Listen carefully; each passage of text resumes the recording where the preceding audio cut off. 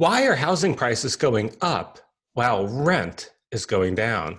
This is Dr. Gregory Charlop, and welcome to the new and improved Real Estate Flash audio and visual version. Here's an interesting thing that we've probably all noticed. It's more acute in some areas than others, but housing prices across the country are going up in most cities. Now, they may be going down in San Francisco and Manhattan, but almost everywhere else, housing prices are going up. And in fact, according to some studies, the median housing price is now higher than it has ever been. It's dramatic. It's around $320,000 nationally now for the median housing price. Housing prices for starter homes have gone up.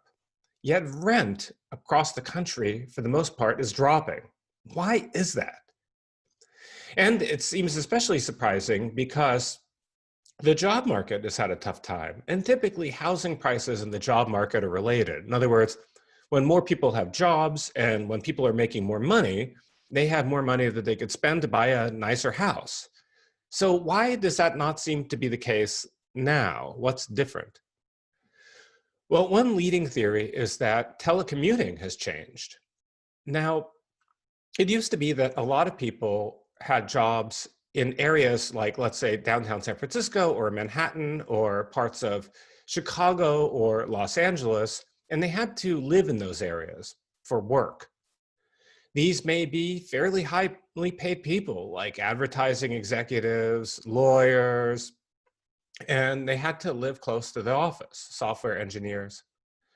Now, they may not necessarily have enough money to buy a house in downtown San Francisco or in a desirable area in Chicago, but they can rent there. So that's what they were doing. But now that telecommuting is available, a lot of these people are now switching. And they're saying, well, I could work from home. And so if they could work from home, they don't need to be in the Tony areas of downtown Manhattan or Chicago. They could go where they want. So what they're doing is they're leaving the rentals and they're moving to buying starter houses in a place that's more desirable with bigger homes and better schools and less crime. And so they're driving up the price of houses while they are driving down the cost of rents. So we think that telecommuting may be a major driver in the changes in housing prices. And the interesting thing is that as long as telecommuting continues, which I personally believe it will, there are many more telecommuting folks that could still do this. In other words, there's more room to play. Housing prices could still go up and rent could still go down as more telecommuters move. Obviously, this is overly simplified. There's other factors at work here, like the low mortgage rates, for example. It's affordable to get a mortgage now, but telecommuting seems to be playing a large role in the decision about where people live.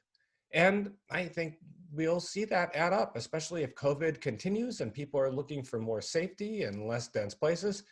I think we'll continue to see housing prices, at least in certain neighborhoods, go up unless the economy faces a radical contraction. This is Dr. Gregory Charlop, and thank you for listening to the new and improved Real Estate Flash. By the way, I am not just interested in real estate, but I am a physician, a wellness physician, and I'm the author of Why Doctors Skip Breakfast. And I'm also available for wellness consultations if you live in California and Texas. Thank you so much for listening.